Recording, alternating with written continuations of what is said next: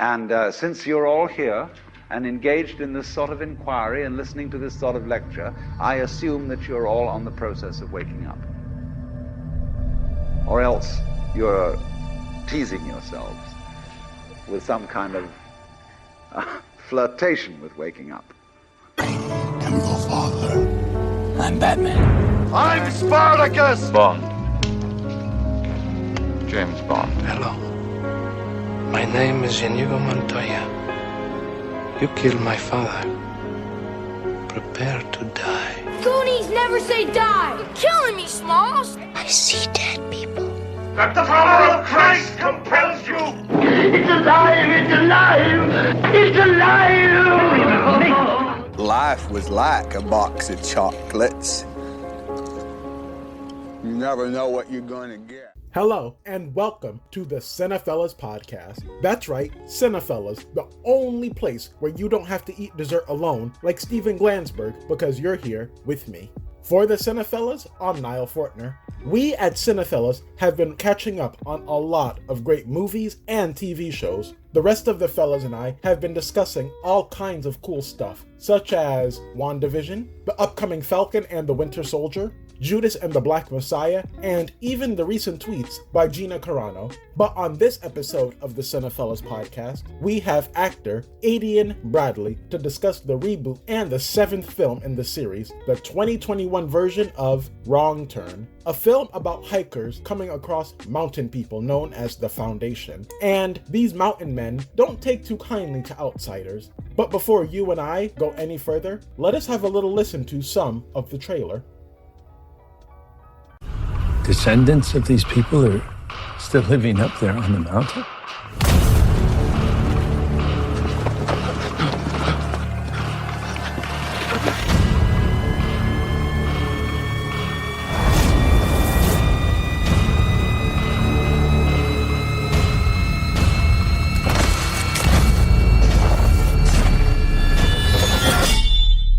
They said they would be the foundation on which a new nation would be built. From every mountain, let freedom ring. On this episode of the Cinephellas Podcast, Adain Bradley discusses with me when is a reboot necessary for a film series in his opinion. Has he seen any of the previous Wrong Turn movies? Wrong turns he's actually made, and more on this episode of the Cinephellas Podcast. So, if that sounds interesting to you, then let's get into it. 17-year-old Gogo Yubari. Gogo may be young, but what she lacks in age, she makes up for in madness.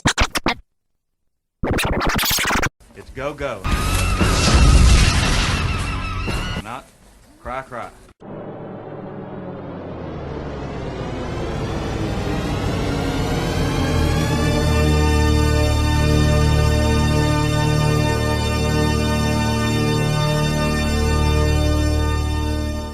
Niall, what's going on, man? Hey, how are you? I'm good, how are you? I'm doing pretty well, actually. I'm glad I get to speak with you because I actually know and I've seen you from Riverdale. Oh, yeah? Yeah. So I always wondered, what are some of the differences between filming for a movie when compared to, I guess, filming for a television series that most people may not realize?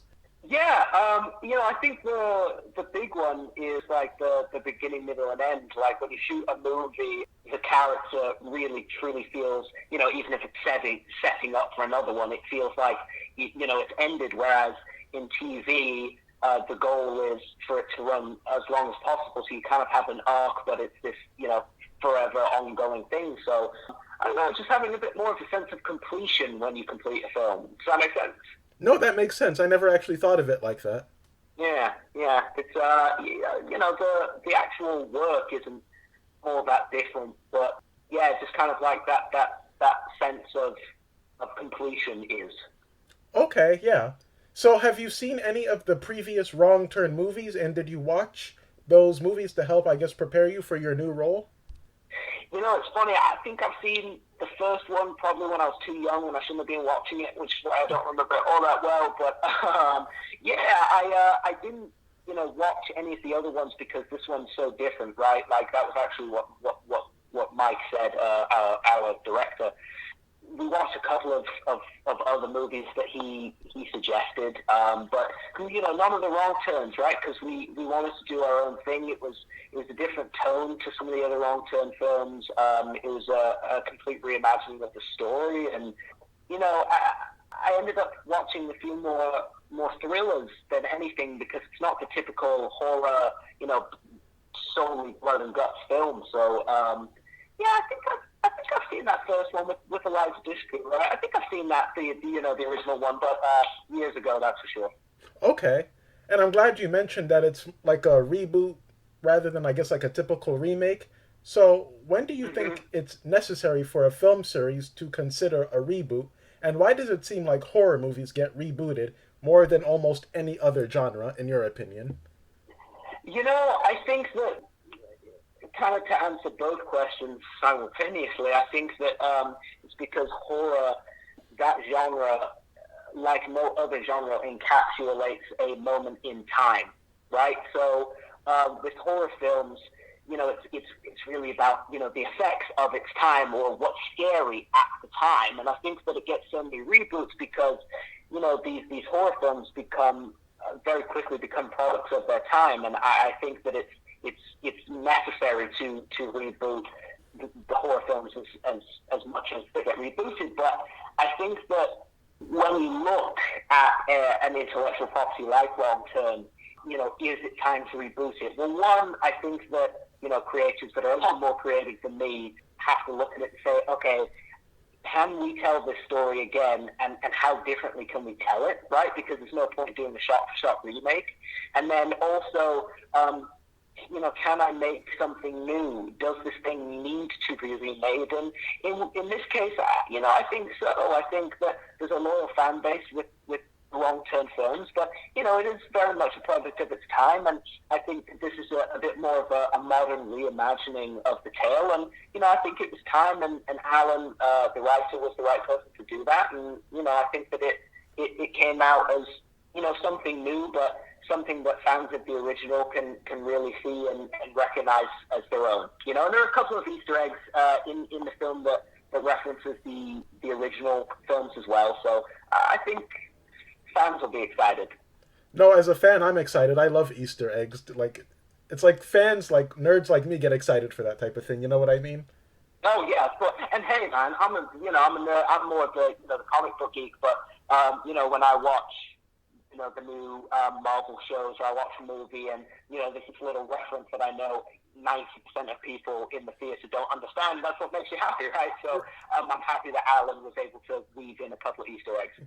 I'm the same way with the Marvel movies too. Have you been watching WandaVision?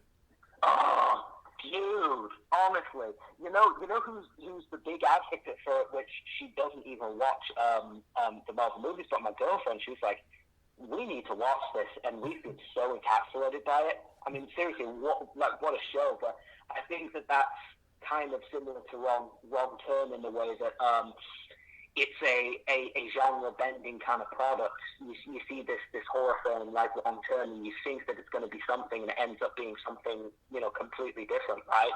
I think that's what's so interesting about media and genres and filmmaking now is everything.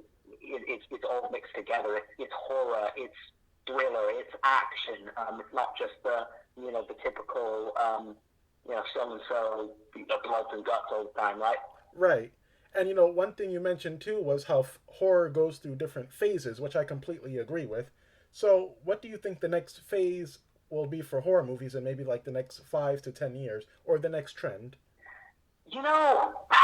Smarter people than me are already making that decision, but I think we're seeing it in this film, and some of the big studio films have been coming out, the Invisible Mans, the Candymans, this reimagining of Wrong Turn.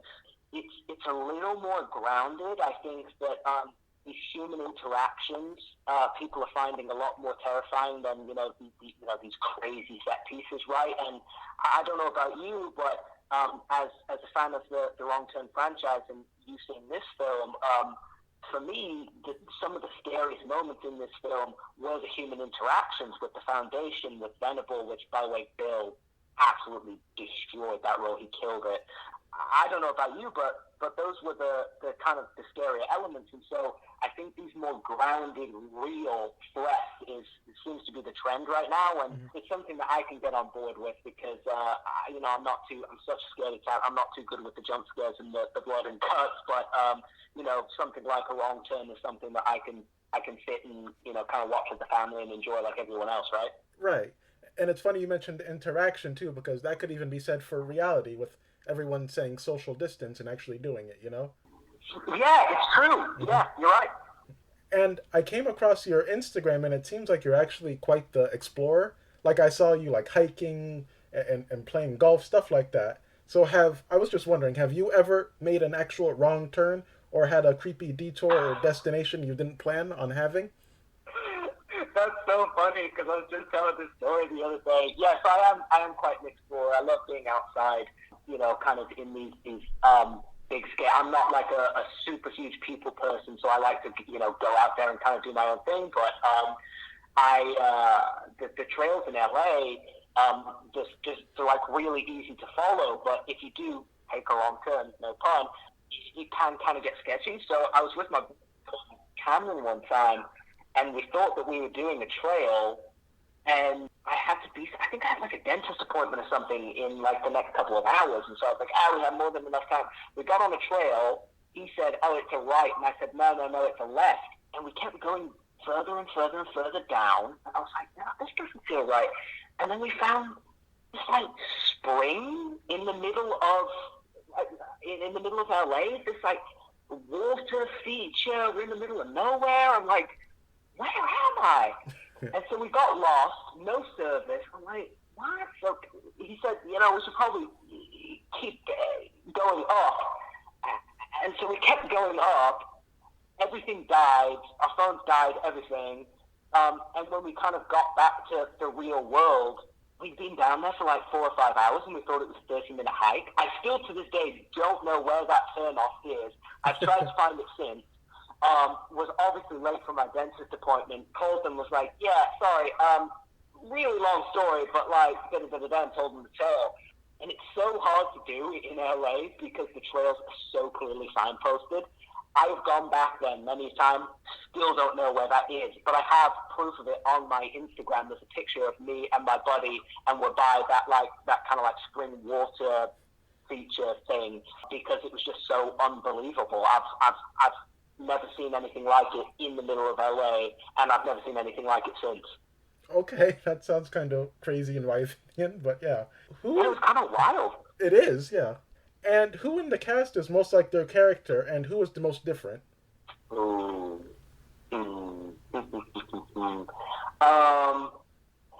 I'd probably say Charlotte is probably Jen.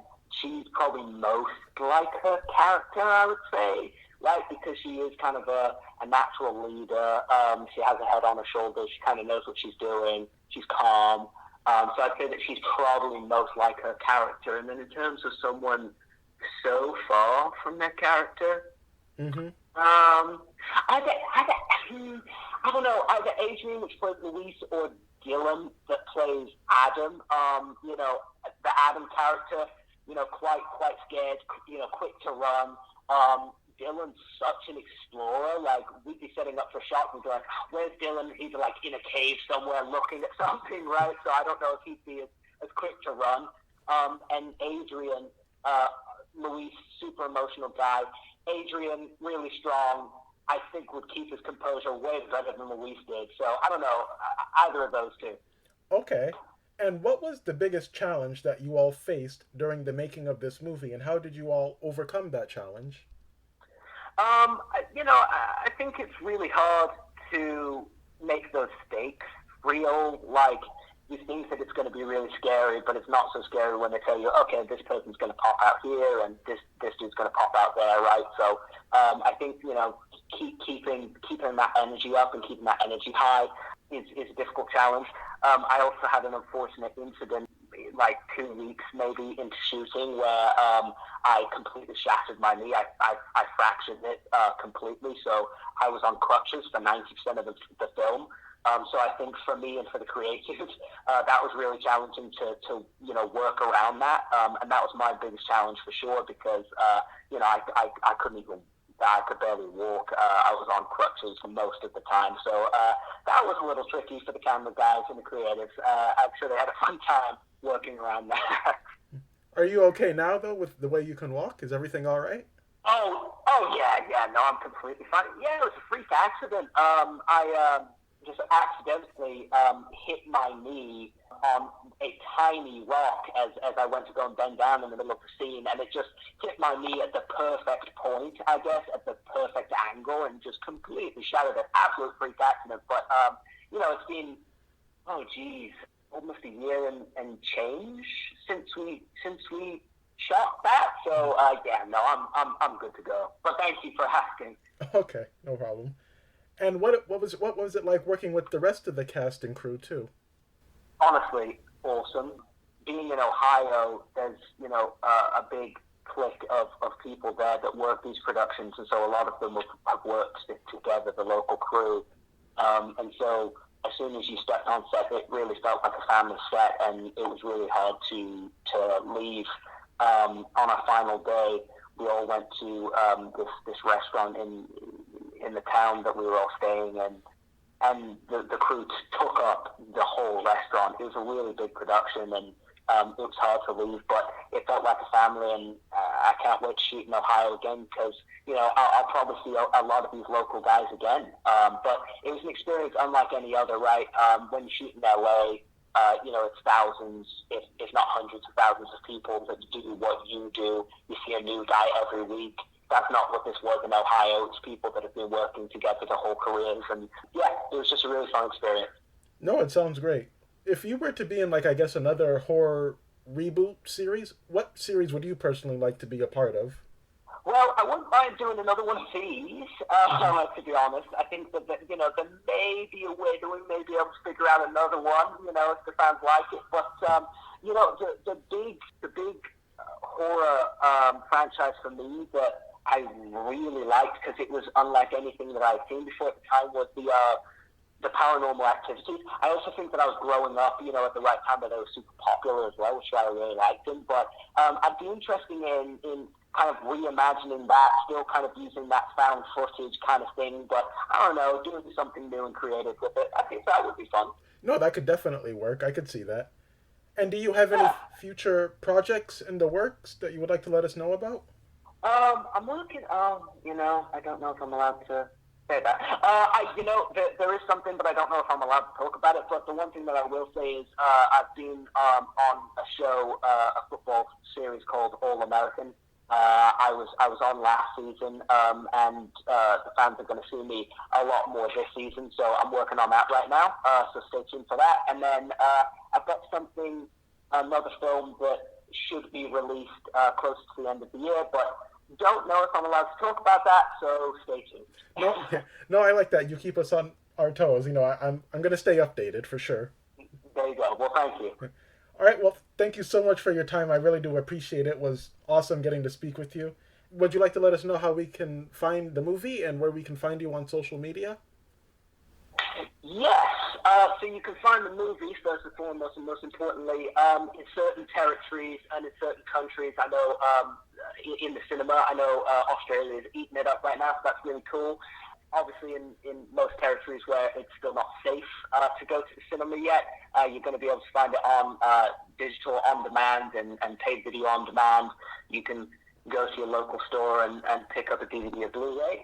And then you can find me at Adain Bradley on Twitter, Instagram, and Facebook. Kind of an odd spelling of my name, Adain, and then Bradley spelled the normal way, all one word. All right. Well, thank you so much. We'll keep you updated on everything. I really appreciate it. All right. Thank you, buddy. And thanks for the time. You too. Bye-bye. Well, look at you, you little podcast and movie lover. You made it all the way to the end of this podcast episode, which means you love us just as much as we love you. We would also really love if you would head on over to Cinephellas.com, because over there we have movie reviews, news, more podcast episodes like this one, and a lot more. You may also check out Cinephellas on YouTube. We have a lot of cool stuff coming your way. So if you haven't already, subscribe and join the Cinephellas family.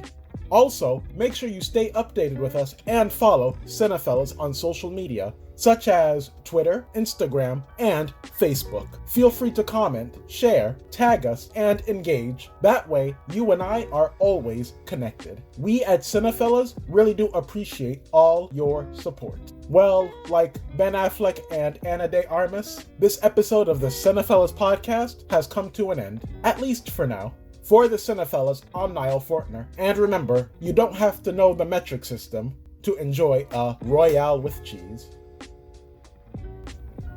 Why so serious? I am serious, and don't call me Shirley. Well, nobody's perfect. Go ahead. Make my day. E.T. phone home. There's no place like home. Hasta la vista, baby.